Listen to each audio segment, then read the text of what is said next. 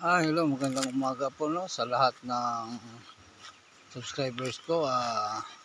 May nagtanong po sa akin na pwede ba daw gamitin ang halamang ito na gamot sa may karamdaman na dialysis na.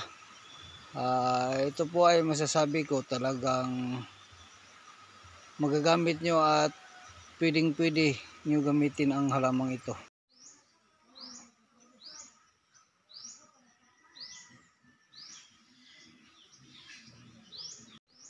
Ayan mga kabilang linis, garantesado at talagang mabisa yan.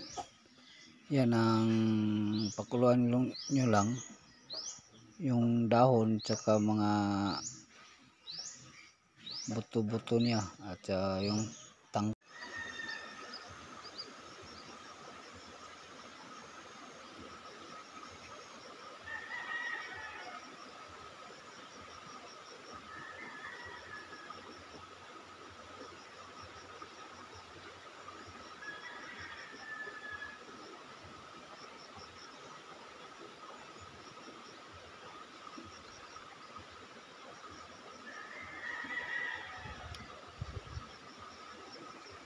Alingatong kasi mga kabilang linis, ginagawa nila ng gamot yan, ginagamit bilang herbal.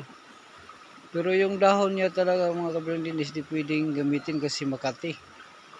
Talagang nakaugat lang niya ang pwedeng gamitin, pakuluan at iniinom. Pero sa karamihan na alam ko, ginagamot. Pero sa akin hindi pa ako napagpagamot ng alingatong kasi yung dahon nga niya makati. Ewan ko lang yung puno. Kasi gamot talaga yan. Marami nang nasa radyo na yung iba. Na ginagawa nilang herbal capsule, herbal oil. Yan, magabilang linis. At sa tingin ko may mabisa naman dahil gamot nga. Ibang klaseng gamot kasi makati yung dahon.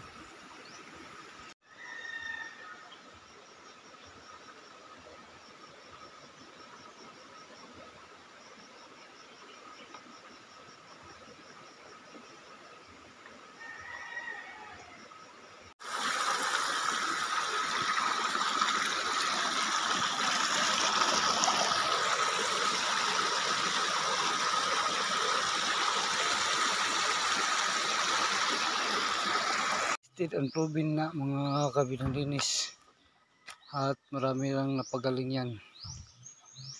Kung susubukan nyo, wala namang mawawala. At yan lang po, magandang umaga at magandang araw po sa inyo lahat.